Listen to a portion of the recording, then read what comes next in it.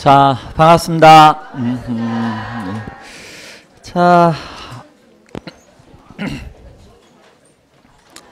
자, 뭐 학교 공부 열심히 하고 있습니까? 아, 그래요. 예라는 말을 참 오랜만에 듣는 것 같아요. 그쵸? 예. 자, 그럼 뭐 당연히 오늘 어디 나갈 진도인지 정도는 다 알고 계시겠네요. 놀라운 일입니다. 자, 413쪽 부동산 마케팅입니다. 왜 딴 데 펼쳐놓고 있어요? 안다면서.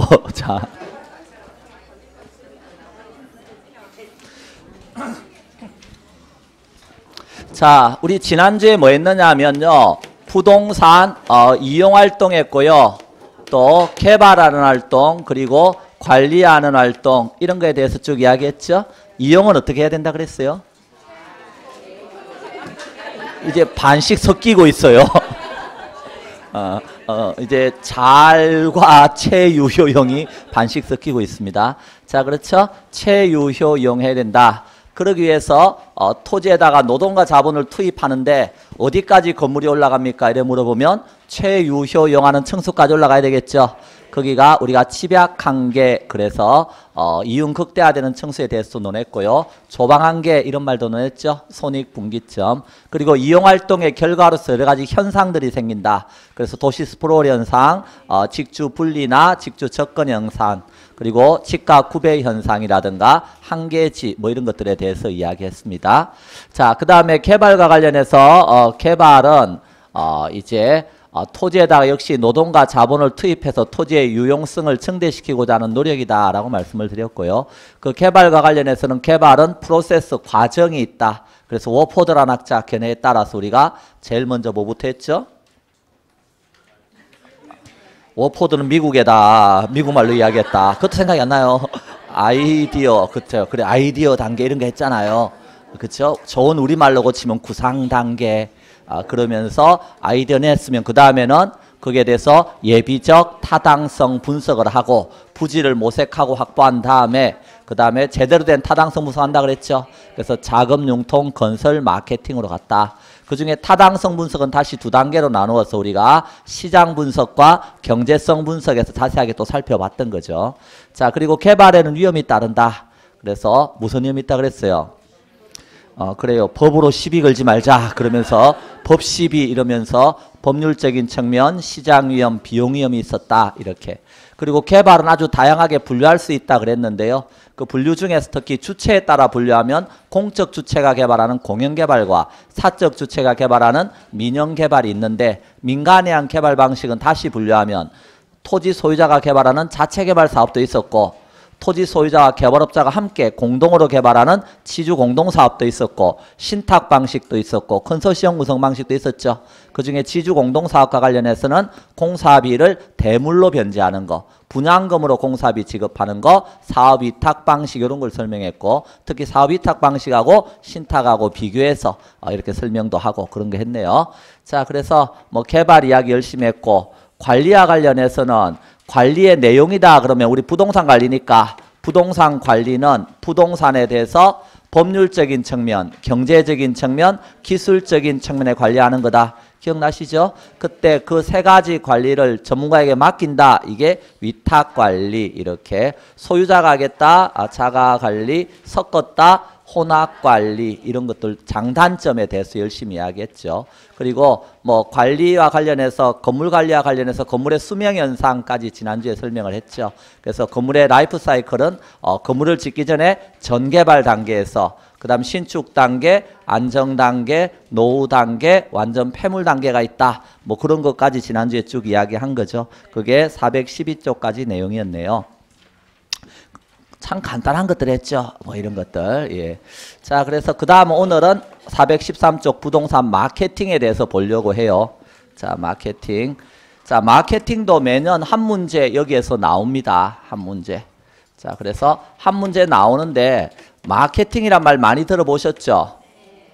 뭐 하는 거예요? 마케팅 뭐 하는 거예요? 예. 파는 거. 팔아서 뭐 하려고요? 돈 벌어야죠. 그러니까 마케팅도 뭐요? 돈 버는 거죠. 마케팅. 자, 기업 입장에서 돈 벌고 싶죠.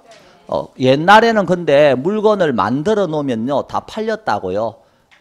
세이의 법칙, 그래서 공급이 수요를 창출한다 그랬다고요. 물건 만들면 사람들이 다 사갔다는 거예요. 그런데 지금은요 물건이 넘쳐나죠. 그래서 소비자가 뭐합니까? 선택을 합니다. 나 저거 사고 싶어, 나 이거 싫어, 이거 좋아, 이러면서. 그러면 지금은 누구 중심의 시대가 되었다? 소비자 중심의 시대가 되었단 말이에요. 그렇기 때문에 돈 벌고 싶은데 뭐를 만족시켜줘야 돼요? 소비자 욕구를 충족시켜줘야 되나요? 이게 돼야 기업 입장에서 돈이 되는 거예요. 그래서 소비자의 욕구를 충족시켜주면서 기업 입장에서 이윤을 극대화하고자 하는 일련의 과정이 모두 뭐에 속한다? 마케팅에 속하는 거예요. 그러니까 단순하게 판매 이것만을 말하는 게 아니라는 거예요.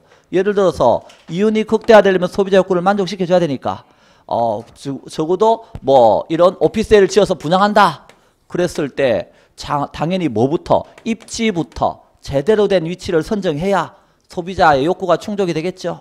그러니까 입지 선정 이런 것도 어디에 속해 있어요? 마케팅에 들어가는 거고, 또 이 입지를 선정해서 프로덕트 제품을 만들 거란 말이에요.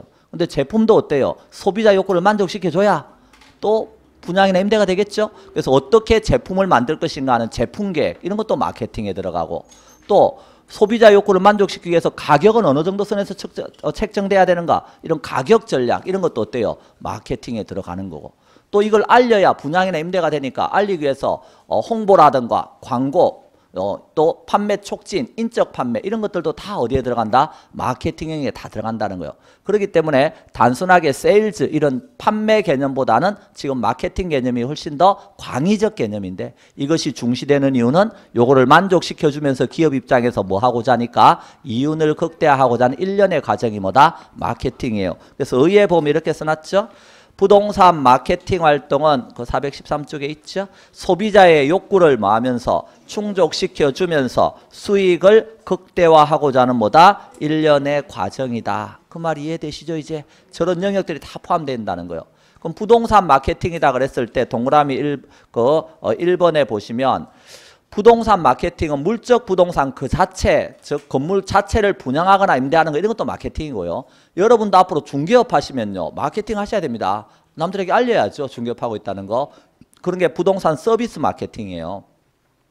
그리고 부동산 증권 이런 것도 사고 팔죠. 그런 것도 마케팅의 대상이 되는 겁니다. 그래서 부동산 마케팅은 물적 부동산과 부동산 보니까 서비스 그리고 부동산 증권 이런 것이 마케팅의 대상이 되는 겁니다. 이렇게. 자, 뒤로 넘겨서 414쪽에 보면 마케팅의 필요성이 나옵니다. 왜 필요하다 그랬어요? 지금은 누구 중심의 시대가 되었으니까 소비자 중심의 시대가 되었기 때문에 마케팅이 훨씬 더 이제 중요성이 강조되고 있다 하는 것 정도 보시고, 시험에서 시도 때도 없이 물어보는 건 414쪽에 가운데 있는 마케팅 전략입니다. 그래서 이거 아주 간단한 내용임에도 불구하고 시도 때도 없이 물어봐요. 그래서 마케팅 전략이다 그랬을 때 이 마케팅 전략에는 보니까 첫 번째 이제 시장 점유 마케팅 전략이 있습니다. 자, 시장 점유 마케팅 전략은 공급자 중심의 마케팅 전략으로서 거기에 보시면 시장에서 점유율을 올리려고 합니다. 점유율을 올리려면 그 보니까 표적이 되는 시장은 뭐하고 선점해 들어가고, 틈새 시장은 이제 틈새 시장은 점유해서 들어가야 시장에서 점유율이 올라가겠죠. 자, 그래서 이렇게 해서 시장 점유 마케팅 전략은 공급자 중심의 마케팅 전략인데, 여기에는 다시 두 가지가 있네요. 그 중에 하나가 뭐죠? STP 전략이다. 자, 그래서 STP 전략이다 그랬을 때 이 STP 전략 STP에서 S가 세그멘테이션이다. 그래서 시장을 뭐 하는 거라고요? 세분화하는 거다. 그 시장을 세분화한다는 말은 수요자들을 인구 경제학적 특성에 따라서 뭐 하는 거다? 나누는 거다. 이렇게. 그래서 수요자들을 유사한 특성의 소집단으로 분류하는 것, 그게 뭐다? 세분화입니다. 그럼 수요자들에는 수요자들을 어떻게 분류할 수 있어요? 우리가 성별에 따라 분류할 수도 있죠. 남자, 여자 트랜스젠더 이렇게.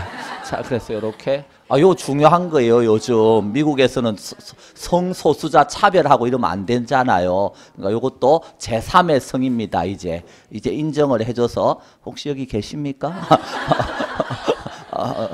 겉은 여자인데 속은 남자인 이런 분도 있나요? 자, 좌우지간 좌우지간 예 있을 것 같아요. 예, 저 별로 안 좋아합니다. 자, 그랬을 때 이렇게 뭐 나눌 수도 있고 또 직업에 따라서 나눌 수도 있죠. 직업에 따라서 공무원이신 분, 또 회사원이신 분, 뭐 자영업자이신 분, 백수이신 분 이렇게 나눌 수도 있고 예. 백조도 넣어드릴까요? 예, 자, 제일 좋은 거예요.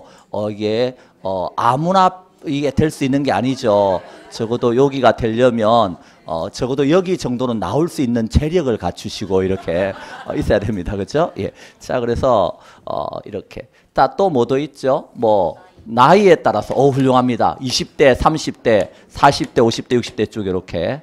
또 뭐에 따라서 또 소득에 따라서 예, 대단합니다. 소득이 어느 정도나 돼야 되나요? 1,000만 원, 2,000만 원, 3,000만 원.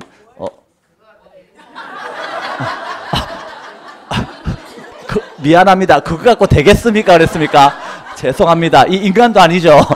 다시 1억, 월 1억 미안합니다. 여러분을 제가 과소평가했군요. 1억, 2억 이렇게 나누겠습니다. 3억, 예, 평생 소득이 되겠습니다. 자,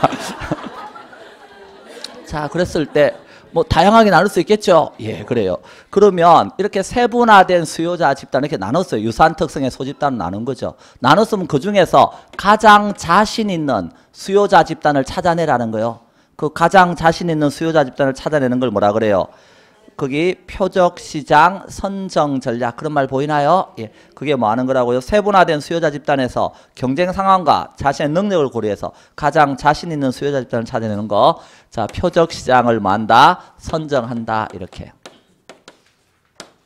그러면 여기에 세분화된 시장에서 우리는 성별은 남자이면서 회사원이고 나이는 40대, 소득은 2천만 원. 자, 이렇게. 요런 대상을 딱 찾았어요. 여기를 공략하겠다 이겁니다. 표적으로 딱 삼아서. 그럼 공략을 하려면 딱 선정이 되었으면 다른 공급자가 공급하는 거와는 차별적 위치에 놓아야 분양의 냄새가 잘 되겠죠. 다른 공급자가 하는 거하고 똑같이 해서는 분양의 냄새가 안 되죠. 그러니까 오피스텔 한다 뭐 복층 구조로 만들어준다든지 뭐 다양한 이런 차별화 전략을 써야 되겠죠. 그래서 그때 차별화 전략을 영어로 뭐라고 써놨어요? 포지셔닝 전략. 읽을 줄 알죠? 그래요. 고맙습니다. 예. 자, 그래서 그 못 읽어서 틀린 사람 많아요. 자, 그래서 자, 말 그대로입니다. 어떤 위치에다가 어떤 포지션을 취할 건가 이런 말 들어보셨죠? 어떤 위치에다 놓을 거냐요. 그 상품을. 차별적 위치에 놓아라 이런 뜻입니다. 예. 다른 공급자가 공급하는 상품과는 좀 더 차별적 위치에 놓아야 분양이나 임대가 잘 된다 그런 뜻입니다. 자, 이렇게 해서 시장에서 점유율을 올리자 하는 걸 STP 전략이라고 그러고요. 그 밑에 있는 4P 믹스 전략이라고 되어 있는 거 있나요?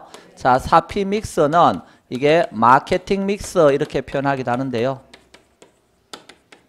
자, 그래서 4P라고 하는 것은 네 가지 P를 잘 믹스하라는 뜻입니다.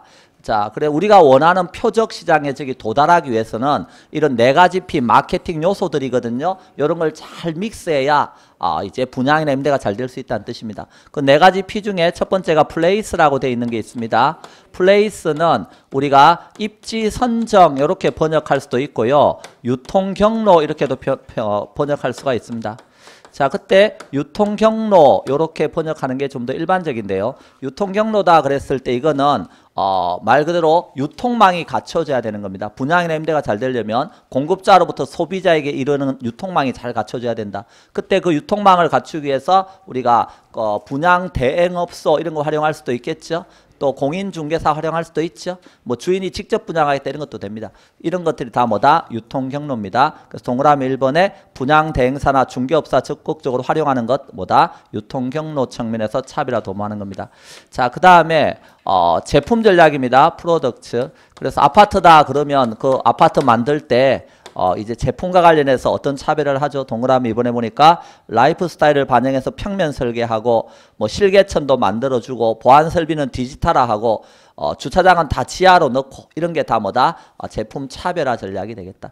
자, 그래서 이건 제품 전략이 되겠습니다. 제품과 관련해서 어떤 차별화를 도모해야 분양이나 임대가 잘 될까 생각해 보라는 뜻이고요. 그 다음에 프라이스도 있죠. 가격 전략도 있습니다. 그 가격과 관련해서는 그 뒤로 넘겨 보시면 자, 그 416쪽 맨 밑에 보충학습의 가격 전략이라고 되어 있는 거 있죠? 그때 가격 수준 전략에 보면 시가 전략, 고가 전략, 저가 전략 이런 말이 나옵니다. 어려운 말 하나도 없죠? 그때 시가 전략이라고 하는 것은 이미 시장에 가격 선도업체가 있는 거예요. 그래서 가격 선도업체의 가격을 추종해야 될 때 쓰는 전략이 뭐다? 시가 전략입니다. 그래서 시장에서 이미 형성되어 있는 가격을 쫓아가야 될 때 쓰는 게 시가 전략이고, 고가는 당연히 어때요? 가격을 높게 책정하는 거고, 저가는 낮게 책정하는 거죠. 뭐 의미는 다 아시죠? 그때 고가와 관련해서 우리 이런 거 배웠죠. 수요자들이 가격에 대해서 비탄력적이다 그러면 어때요? 고가 전략. 탄력적이다 그러면 저가 전략. 이런 거 배웠죠. 자, 맨 밑에 가격 신축 전략 읽어보면 됩니다. 자, 넘어가겠습니다. 자, 그래서 프라이스가 있고 또 그 다음에 네 가지 P 중에 뭐가 있어요? 프로모션이 있나요? 프로모션. 자, 그래서 뭐 번역할 때 우리말로 다양하게 번역합니다. 이거 프로모션 그냥 알리는 거라고 생각하면 됩니다. 판매 촉진 전략 이렇게 번역하는 게 일반적인데요. 요 안에는 판매를 촉진하기 위해서 알려야 되겠죠? 알리는 것과 관련해서 광고 있나요? 광고도 있고 홍보도 있고 또 판매 촉진 줄여서 판촉 전략 이렇게도 쓰고요. 그 다음에 인적 판매 이런 것들이 다 여기 프로모션 안에 들어있는 것들입니다. 요 프로모션. 그래서 광고하고 홍보의 차이점은요. 광고는 유료입니다. 이거는 반드시 그래서 돈 내야 되니까 광고주가 있어야 되겠죠. 그 다음에 홍보는 신문 기사라든가 뉴스 매체 이런 걸 통해서 알려지는 겁니다. 그래서 이런 것들은 경우에 따라 무료인 경우가 있죠. 예, 무료. 여기 판촉과 광고의 차이점은 광고는 좀 더 장기적이고 지속적인 측면에서 나가는 거라면 판촉은 모델하우스 찾아온 분한테 어때요?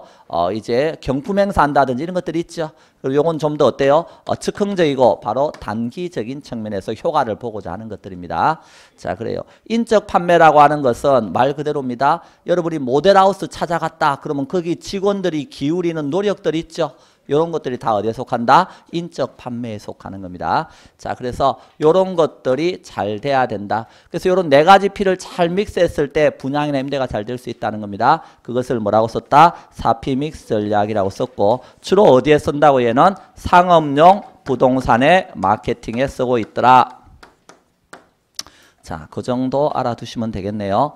자, 그 다음에 두 번째 고객 점유 마케팅 전략이라고 써놨습니다. 그 마케팅 전략 중에 고객 점유 마케팅 전략 이런 말이 나오면 기존의 마케팅이 어디에 누구 중심이었다고요? 공급자 중심의 마케팅이었잖아요. 그래서 누구 중심으로? 소비자 중심의 마케팅 전략이 뭐냐 하면 고객 점유 마케팅 전략입니다. 소비자들은 구매 의사결정을 내릴 때 아이다의 원리에 따라서 구매 의사결정을 하더라 하는 겁니다. 아이다에서 A가 보니까 뭐라고 써놨죠? attention 이렇게 써놨죠? 뭐 굳이 우리말로 번역한다면 주목 이 정도가 되겠습니다. 주목, 주의 뭐 이런 뜻인데 여러분이 오늘도 뭐 여기 오다 보면 각종 핸드폰 이런 파는 곳에서 각종 여러분의 주목을 끌기 위해서 다양한 이벤트들 많이 하죠. 어떤 데는 팝콘 튀겨가지고 나눠주기도 하고 키다리 아저씨가 와가지고 어때요? 풍선 불어갖고 나눠주기도 하고 뭐 좌지간 별 행동을 다 합니다. 다 뭐 하고 싶은 거예요?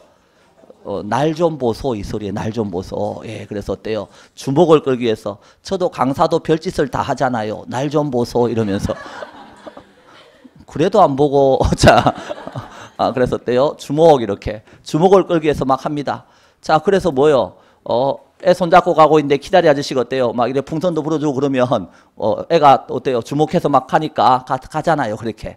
가면요. 거기 직원들이 막 그 핸드폰에 대해서 뭐가 좋은지를 막 설명하죠. 이렇게 이거 반드시 필요할 것 같네요. 사장님 핸드폰 한번 보여주시죠. 이거 구닥다리입니다. 막 이러면서 그러면요. 뭐 어때요? 그게 대한 흥미가 생기죠. 그래요. 요즘에는 뭐 최신으로 나온 건데 뭐 여기다 뭐 갈아 끼우면 뭐가 더 좋다는 둥 뭐 이렇게 하고 이러면 흥미가 생겨요. 그 다음에는 뭐가 생겨요? 그 다음에는 그러네. 그러면 하나 사볼까 하는 뭐가 생긴다? 욕구가 생기는 거죠. 욕망, 욕구. 이때 뭘 강조를 잘 해야 되는 거예요? 셀링 포인트라고 하는 걸 잘 강조하셔야 돼요. 이게 뭐 우리말로 번역한 판매 소구점 이렇게 번역되는 건데 그래서 요거를 잘 강조한다는 것은 이 제품의 특성 이런 것을 잘 해서 요 특성 몇 가지만 판매할 때 포인트가 되는 거 몇 가지만 콕콕 찍어주면요. 사람들이 뭐 할 수 있도록 카드 꺼내가지고 이렇게 행동을 취할 수 있도록 이렇게 할 수 있도록 셀링 포인트 이런 걸 잘 강조해야 된다는 거예요. 그래서 이런 소비자들이 의사결정을 내릴 때 아이다라고 하는 과정을 거쳐 의사결정을 내리는데 각 단계마다 소비자와 심리적인 접점을 마련하고 이렇게 전달하는 메시지 톤과 강도를 잘 조절해서 고객을 뭐 해주시라? 만족시켜 주시라. 그게 거기 나오는 고객 점유 마케팅 전략이 되겠습니다. 뭐 어려운 말 없죠? 예, 그래서 읽어보실 것 넘어갑니다. 자, 416쪽에 관계 마케팅이라고 써놨나요? 예, 관계 마케팅. 이 관계 마케팅이라고 하는 것은 자, 관계 마케팅은 기존의 마케팅이 일회성에 그쳤다는 것에 대한 반성으로서 소비자와 지속적인 뭘 맺겠다? 관계를 맺겠다. 그러니까 여기서는 장기간 동안 지속적인 관계를 맺겠다. 이게 핵심입니다. 일회성에 거치는 게 아니라 장기적 지속적인 관계를 맺겠다. 그러려면 그 대표적인 전략이 무슨 전략이에요? 브랜드 전략인 거죠. 그래서 이 브랜드 통닭도 보니까 어제 루비 통닭인가 루이비 통닭인가 이렇게 해놨다가 루이비통에서 고소했다더라고요. 자, 어제 뉴스에 나왔어요. 루이비 통닭. 그래서 그 집 대박 날 것 같아. 전국적으로 다 광고해 주잖아. 루이비 통닭이라고. 근데 보니까 포장지를 루이비통 상품 포장지하고 거의 똑같이 썼더만. 그러니까 이 루이비통에서 열받았나 봐요.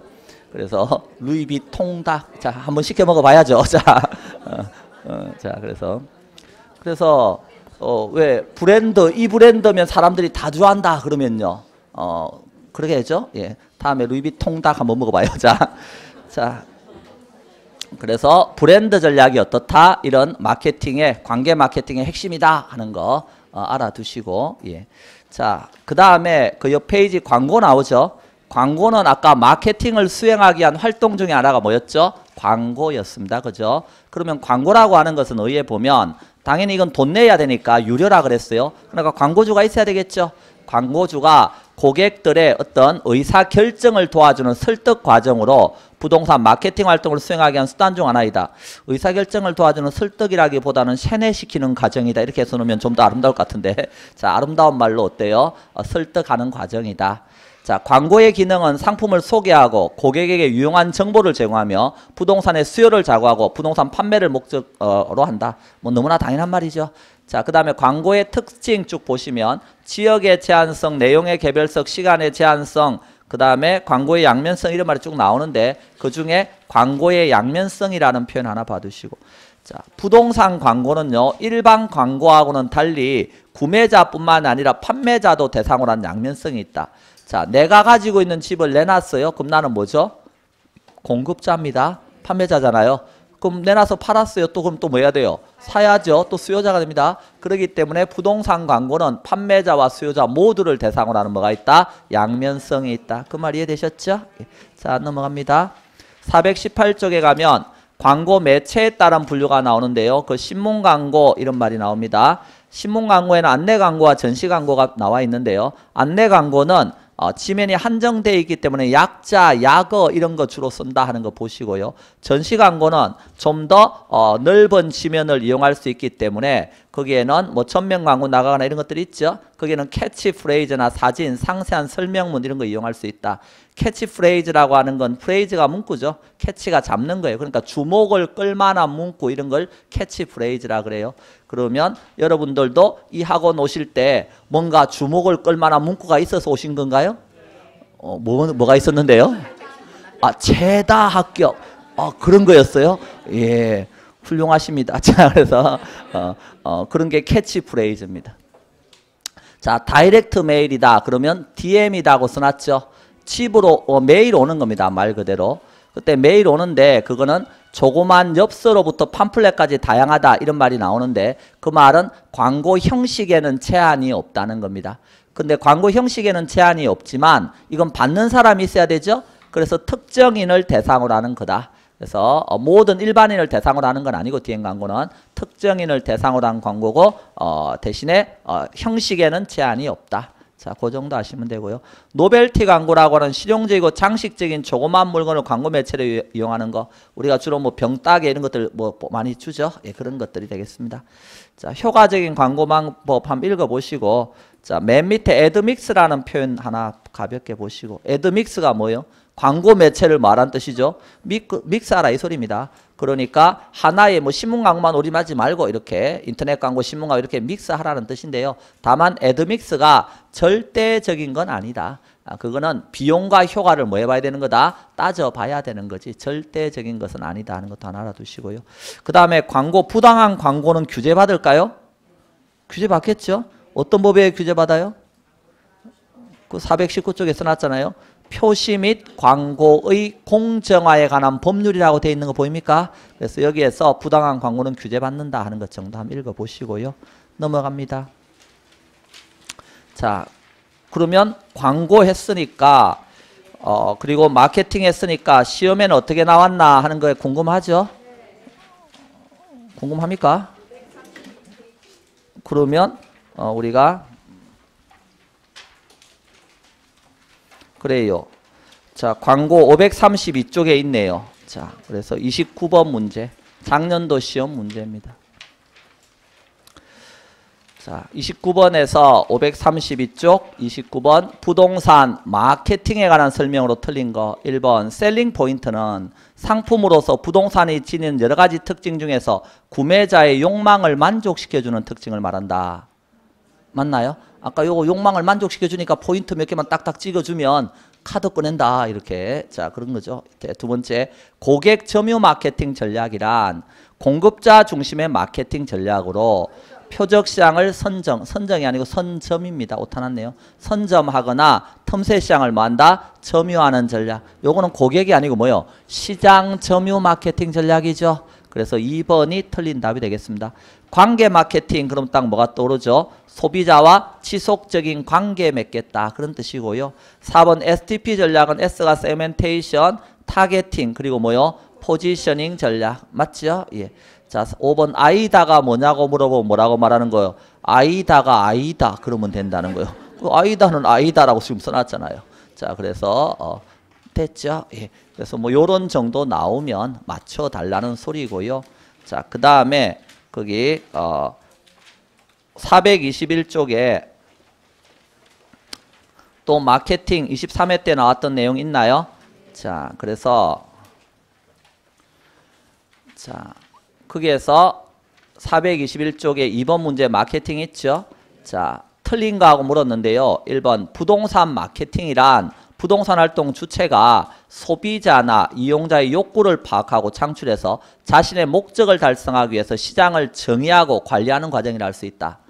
우리가 마케팅이 뭐 하는 거라고 했어요? 소비자의 욕구는 만족시켜주고 기업 입장에서 목적이 뭐겠어요? 이 이윤을 극대화시키겠죠. 그러기 위해서 시장을 정의하고 관리하는 이런 다 일련의 과정이 다 마케팅에 들어간다 그랬습니다.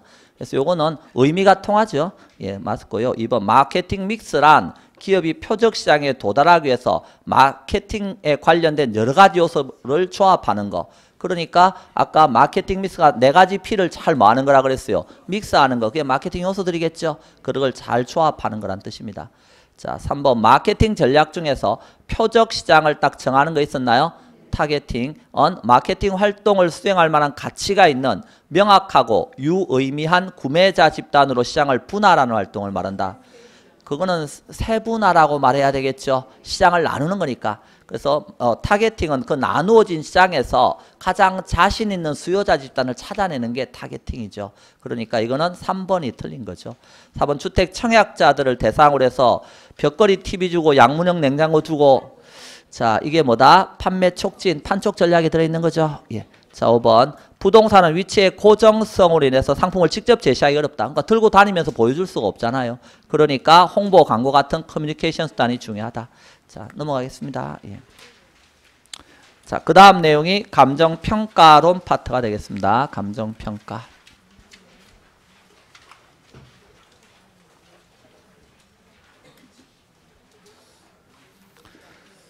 자, 감정평가 파트는 매년 여기선 6문제가 기본적으로 나옵니다. 그래서 아주 중요한 파트인데요. 자, 그런데 공부를 여기서는 계산 문제가 한 문제 또는 두 문제가 나옵니다. 계산 문제가. 자, 이렇게 되면 결론이 어떻게 가겠어요?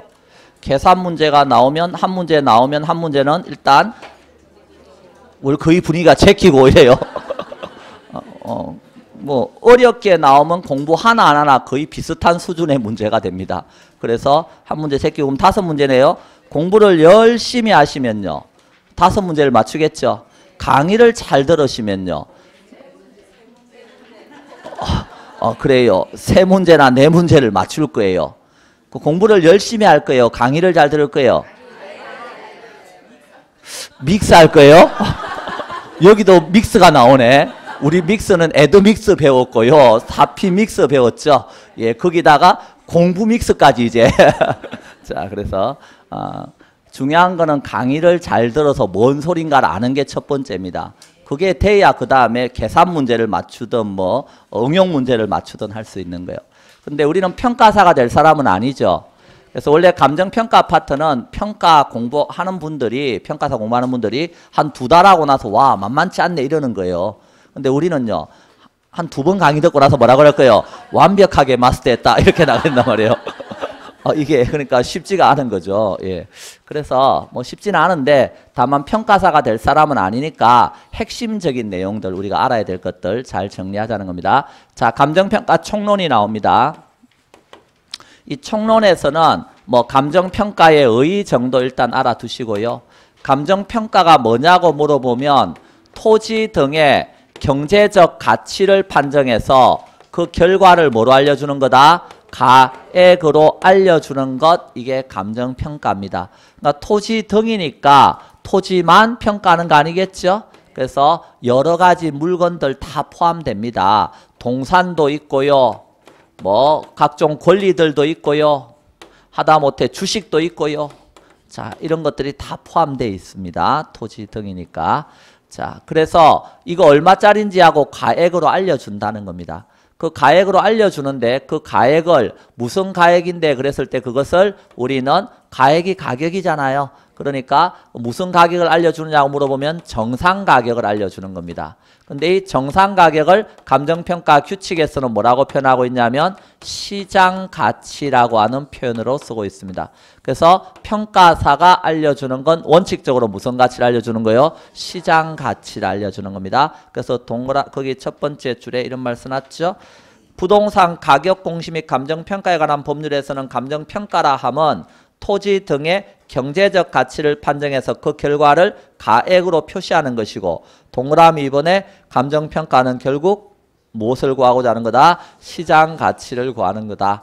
시장 가치가 뭔데요? 그랬을 때 3번에 쭉 써놨어요. 시장 가치란 감정평가 대상이 된 물건이 통상적인 시장에서 충분한 기간 동안 거래를 위해서 공개된 후에 그 대상 물건의 내용에 대해서 정통한 당사자 사이에서 신중하고 자발적인 거래가 있을 때 성립될 가능성이 가장 높다고 인정되는 대상 물건의 가액을 말한다. 시장 가치라는 개념정의 하나가 이렇게 길어요. 그죠? 예. 그래서 우리는 그냥 뭐라고 생각하면 된다고요? 정상적 가격 알려주는 거다. 그럼 평가사가 왜 정상적 가격 알려주는데 이래 물어보면 그게 감정평가의 필요성이겠죠. 예. 왜 알려주는데 이래 물어보면 부동산 시장은 무슨 시장이라고 배웠어요? 부동성, 푸승성, 개별성 이런 것 때문에 수급 조절이 원활하지 않은 불안전한 시장이라고 배운 거 기억납니까? 그러니까 불안전한 시장에서는 뭐가 이 정상적 가격이 저절로 형성이 잘 안 된다는 거예요. 그럼 누가 필요한 거예요? 전문가가 나서서 이걸 좀 찾아줘라 이렇게 된 거예요. 그래서 그 옆 페이지에 있죠. 425쪽에 양가로 3번 감정평가의 필요성 이런 말이 나옵니다. 거기에서 부동성, 푸승성, 개별성 등 부동산의 여러 가지 특성으로 인해서 부동산 시장에서는 부동산의 수요와 공급에 의한 균형 가격 형성이 어렵다. 따라서 전문가에 의한 감정평가의 필요성이 요구된다. 그 말 이해됐죠? 시장에 맡겨놓으니까 저절로 균형 가격, 즉 정상적 가격 형성이 안 되더라는 거예요. 수급 조절이 원활하지 않으니까. 그래서 전문가가 나서서 그 정상적 가격을 좀 찾아주세요. 이렇게 된 거라고요. 자, 그 의미 아시면 되겠고요. 뒤로 넘겨서 거기 428쪽에 가면 감정평가에 뭐가 나오죠? 분류가 나옵니다. 그래서 이 감정평가의 분류는 그냥 가볍게 읽을 수 있을 정도만 됩니다. 무슨 말인지 아시면 돼요. 자, 평가 주체에 따른 분류 그래서 보면 공인된 자격을 가진 개인이 평가하는 걸 공인평가라 그럽니다. 우리나라는 감정평가사라는 공인 자격증이 있죠. 그 사람이 평가하는 게 뭐죠? 공인평가입니다. 공적 평가는 행정기관에서 하는 겁니다. 그러니까 공적인 기관에서 하는 평가를 공적평가라 그래요. 필수적 평가는 반드시 해야 되면 뭐죠? 필수적 평가입니다. 토지를 수용한다. 그러면 해야 되나요? 평가해야죠. 보상평가 이런 건 다 필수적 평가입니다. 경매합니다. 그럼 최저 매각 가격이 정해져야 되거든요. 그러기 위해서 반드시 평가를 해야 됩니다. 그 법원에서 경매평가입니다. 공시지가 산정을 위해서 한다. 이런 게 다 뭐라고요? 필수적 평가입니다. 임의적 평가는 해도 되고 안 해도 되는 거죠.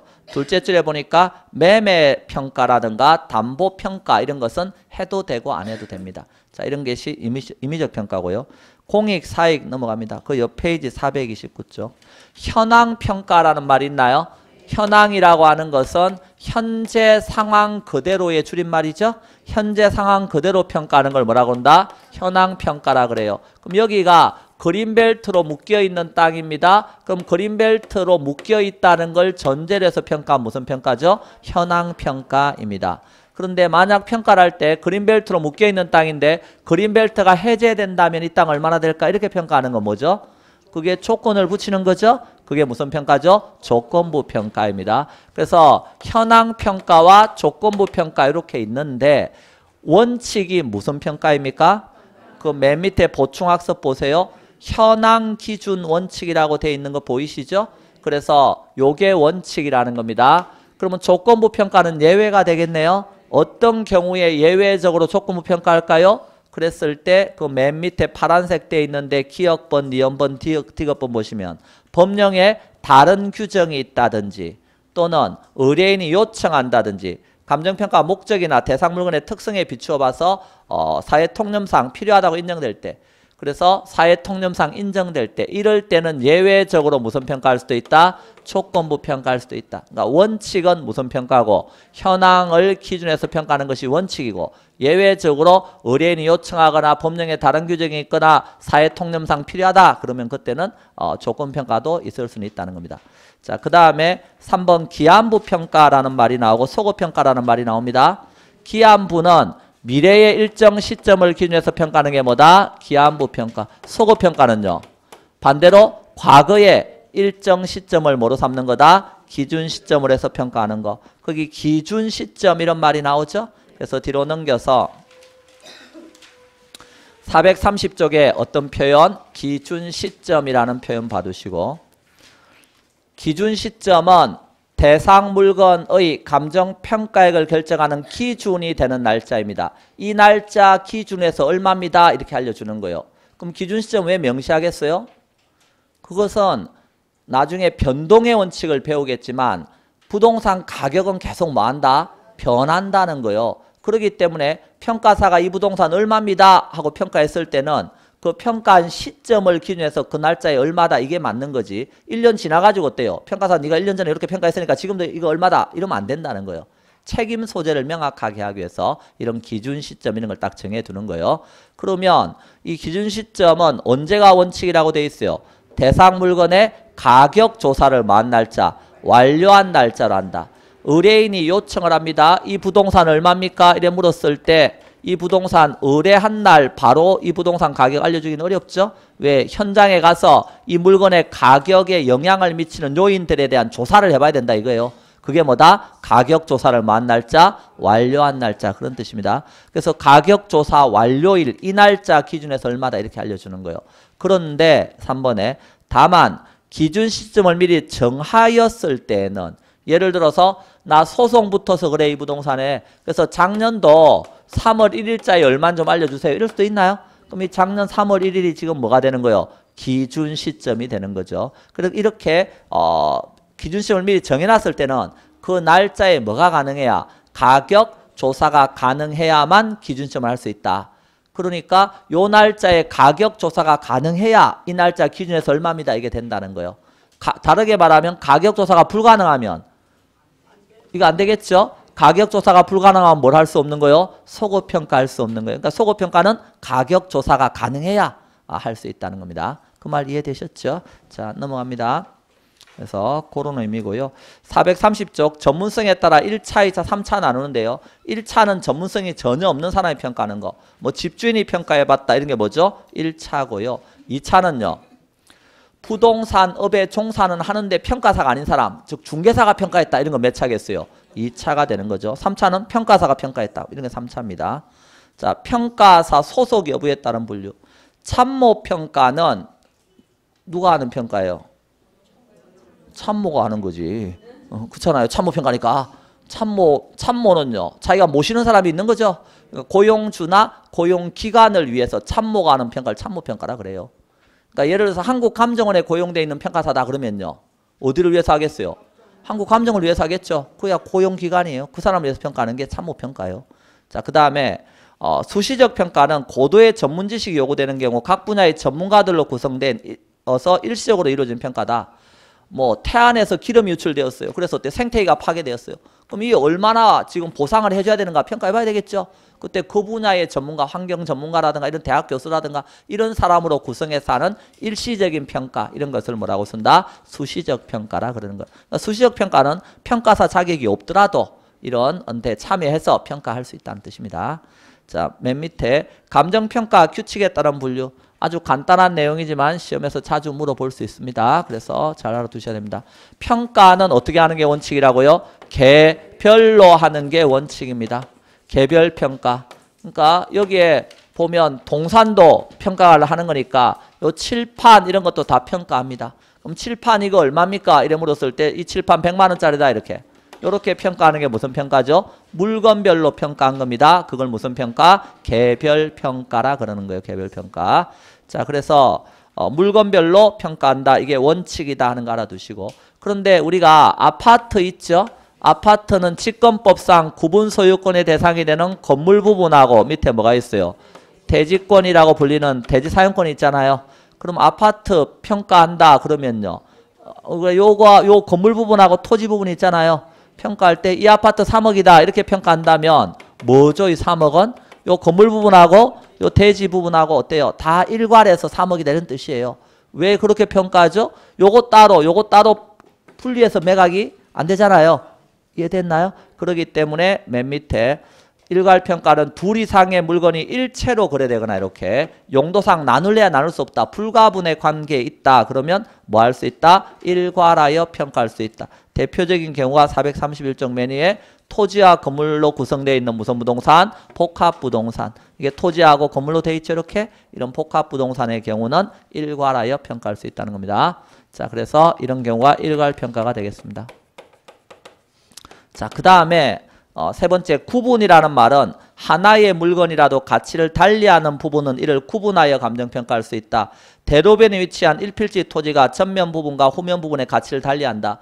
자, 일필지 땅인데도요. 여러분이 뭐 경매 이런 거 쭉 공부하다 보면 임야 같은 경우 평가할 때 일필지 땅입니다. 임야 같은 경우는 막 몇만 평 넘는 경우도 많죠. 그리고 많습니다. 그러면 그런 땅들은요. 보다 보면 앞에는요. 계획관리지역이고 뒤에는요. 뭐 생산관리지고 이런 식으로 어때요? 이게 용도가 다른 경우가 많아요. 그럼 요럴 때 가치가 어떻게 된다는 거예요? 요쪽 부분하고 요쪽 부분의 가치가 달리 평가되는 거죠. 그러니까 하나의 물건이라도 이렇게 가치를 만다 그러면 달리 해야 된다 그러면 그때는 구분하여 평가할 수 있다는 겁니다. 자, 그것을 무슨 평가? 구분평가라 그러는 겁니다. 자, 4번 부분평가는 일체로 이용되고 있는 물건의 일부분에 대해서 감정평가해야 할 특수한 목적이나 합리적 이유가 있을 때는 그 부분에 대해서 감정평가할 수 있다. 그러니까 여기 아까 칠판이 있는데 칠판 하나 얼마 이렇게 평가하는 걸 아까 개별평가라 그랬죠? 근데 칠판 요 있는데 평가사한테 가가지고 평가사 아저씨 요 칠판에 요 제가 삼각형 그려놓고요. 요 삼각형 부분만 얼마인지 평가해 주세요. 이렇게 했어요. 평가사가 뭐라 그럴 것 같아요? 요것만 얼마냐고 평가사가 이렇게 가네요. 요것만 얼마냐고 이렇게 물었어요. 평가사 무슨 말을 해줘야지 그렇게 말하면 되겠어요. 요것만 얼마 이래 물어보면 평가사가 뭐라 그럴 것 같아요? 요 부분만 평가해달라고 그랬어요. 그러면 평가사는 일체로 이용되고 있는 부분은 평가 아니함을 원칙으로 합니다. 이러면서 어때요? 안 해준다고 말을 하는 거예요. 그 말 이해됐나요? 그럼 여러분도 책상에다가 어때? 동그라미 그려놓고요. 평가사한테 가서 요만큼만 평가해서 봐요. 그럼 어때요? 해준다 안 해준다? 안 해주는 걸 원칙으로 한다고요. 그런데 여러분이 장난치다가 이만큼 어때요? 지금 여기서 손상을 줬어. 그러면요. 뭐 땜빵은 아니고 그거 뭐 해야 돼요? 이게 보상을 해야 될 거 아니에요, 학원에다가. 그래서 어때? 평가사한테 의뢰해가지고 이거 얼마 보상해줘야 되냐고 의뢰할 수 있죠. 그러면 뭐가 있는 거예요? 특수한 목적이 있잖아요. 평가해야 될. 그때는 요 부분도 해준다는 거예요. 이해됐나요? 그래서 일체로 이용되고 있는 물건의 일부분은 평가하지 아니함을 원칙으로 하지만 이 부분에 뭐가 있다면 특수한 목적이나 평가해야 될 함정 이유가 있다면 이 부분도 평가할 수 있다. 그걸 무슨 평가? 부분평가라 그래요. 그러니까 토지가 있으면 토지도 요만큼 땅 중에서 요만큼만 평가해 주세요. 이런 거는요. 안 해주는 게 원칙이라고요. 요만큼만 평가해서 이렇게 재밌네 요만큼만 해주던가 이렇게 요런 식으로 안 해주는 게 원칙이지만 요 부분이 어때요? 보상평가해야 된대요. 도로로 편입돼서. 그럼 보상해주기 위해서 평가해봐야 되겠죠? 그런 게 무슨 평가? 부분평가입니다. 자, 넘어갑니다. 그러면 432쪽에 예? 432페이지에 그 1번 문제 있나요? 자, 거기에서 틀린 거 찾는 거죠. 자, 현황을 있는 그대로 평가하는 게 무슨 평가죠? 현황평가. 과거의 일정 시점을 기준해서 평가하는 건 소급평가입니다. 이제 좀 눈에 들어오죠? 예. 자, 두 번째, 토지 수용을 위한 보상평가, 법원의 경매를 위한 평가, 공시지가 산정을 위한 평가, 이런 건 필수적 평가입니다. 자, 세 번째, 감정평가는 물건마다 개별로 합니다. 근데 둘 이상의 물건이 일체로 거래되거나 용도상 불가분의 관계에 있다 그러면 일괄하여 평가할 수 있습니다. 자, 네 번째, 하나의 물건이라도 가치를 달리한다 그러면 구분하여 평가하는 겁니다. 이를 부분이 아니고 뭐죠? 구분평가 그래야 됩니다. 그래서 가치를 달리한다 이런 게 있으면 구분으로 가는 겁니다. 자, 5번, 일체로 이용되고 있는 물건의 일부분에 대해서 평가할 특수한 목적이나 함적 이유가 있다 그러면 그 부분에 대해서 평가할 수 있다. 자, 이게 아까 부분평가였습니다. 자, 이렇게 해서 어디 이야기가 끝났어요? 총론 이야기 끝났네요. 잠깐 쉬었다 가격 이론 갑니다.